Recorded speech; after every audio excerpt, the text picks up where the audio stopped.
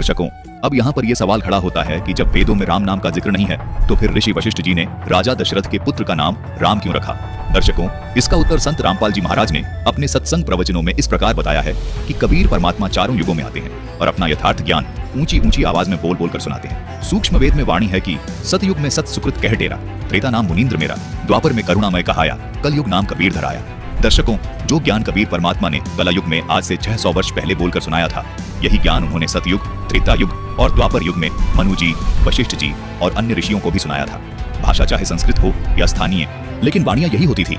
जैसे राम नाम रटके रहो, जब लग घट में प्राण, कभू तो दीनदयाल के भनक पड़ेगी कान। कबीर परमात्मा सत्य सुकृत रूप में, मुनीन्द्र रूप में, करुणामय रूप में सभी को ये बताते थे कि वास्तव में आदि राम कबीर साहिब जी हैं, जिनको वेदों में कबीर देव कहा गया है। हर युग में कबीर परमात्मा ने अलग अलग रूप में आकर अपना ज्ञान वाणियों के माध्यम से बताया है,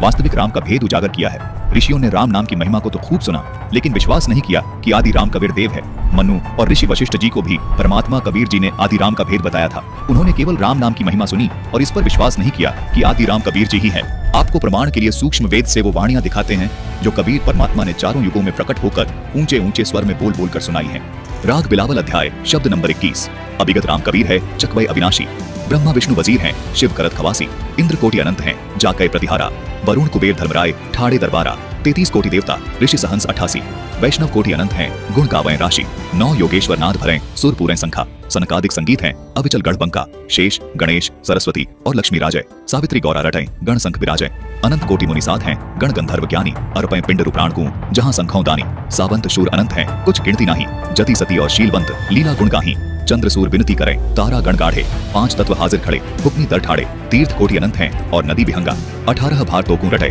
जल पवन तरंगा, अष्टकुली पर्वत रटे, धर अंबर ध्याना, महताब अग्नि तोकू जपै, साहिब रहमाना, अर्श कुश पर तेज है, तन तबक तिराजी, एक पलक में करत है, सो राज विराजी, अलख बिनानी कबीर को, रंग खूब चबाया, एक पानी की बूंद से संसार बनाया, अनंत कोटि ब्रह्मांड है, कुछ बार न पारा, लख 84 खान का तू सिरजनहारा, सूक्ष्म रूप स्वरूप है, बहु रंग बिनानी, गरीब दास के मुकुट में हाजिर प्रवाणी। दर्शकों, कबीर परमात्मा ने इन वाणियों को हर युग में ऊंचे ऊंचे स्वर में बोलकर सुनाया और अपनी महिमा यानी परम अक्षर ब्रह्म यानी सच्चिदानंद घन ब्रह्म की महिमा को राम शब्द बोलकर बताया। कबीर परमात्मा कहते थे कि सर्व का पालन करता केवल अविगत राम है, यानी आदि राम है। वही वास्तव में अविनाशी है, वही शत्रुओं का नाश करने वाला है, पाप नाशक है और सबका साथी है, शुभ लक्षणों से युक्त वही राम है। हर युग में ऋषिजन कबीर परमात्मा से राम नाम की महिमा इसी प्रकार सुनते आ रहे थे और परमात्मा को राम के नाम से जानने लगे थे।